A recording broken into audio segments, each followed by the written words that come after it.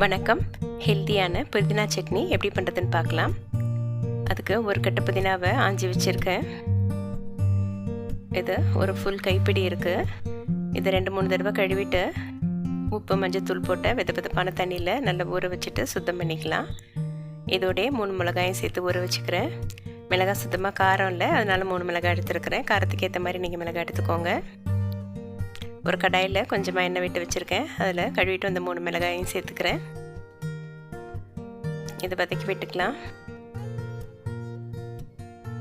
பச்சை மிளகாவை வதக்கி விட்டு சாப்பிட்றதே நல்லது, இல்லைனா வயிறு புண்ணாகும். இதோட கொஞ்சம் புளியும் சேர்த்துக்கிறேன்.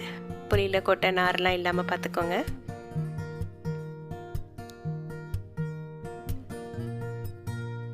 இதோட ஒரு வெங்காயம் சேர்த்து வதக்கிக்கிறேன்.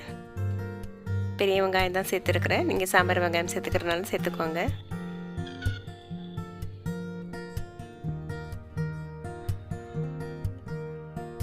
இது பச்சை வாசனை போக நல்லா வதங்கட்டும்.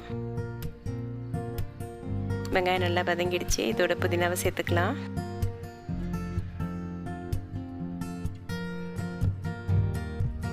இது பார்க்குறதுக்கு நிறைய இருக்கிற மாதிரி தெரியும், வதங்கினோன்னு கொஞ்சமாகிடும். சட்னியும் குறைச்சலாக தான் இருக்கும். உங்களுக்கு அளவில் அதிகமாக வேணும்னா தேங்காய் பொட்டுக்கல்ல உளுந்து வறுத்து சேர்த்துக்கணும். இது ஒரு 2 நிமிஷம் வதங்கினா போதும், சீக்கிரம் வதங்கிடும்.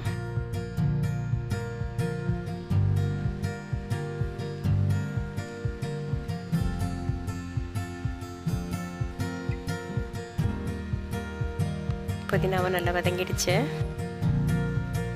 இதோட கொஞ்சமாக தேங்காய் சேர்த்துக்கிறேன்.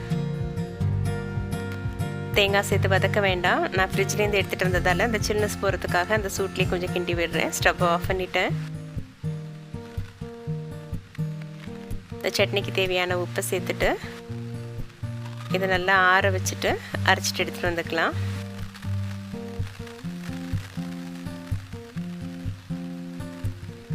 சட்னி அரைச்சாச்சு.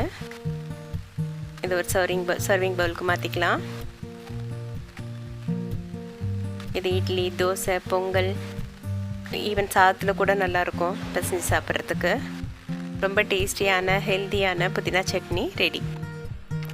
நன்றி.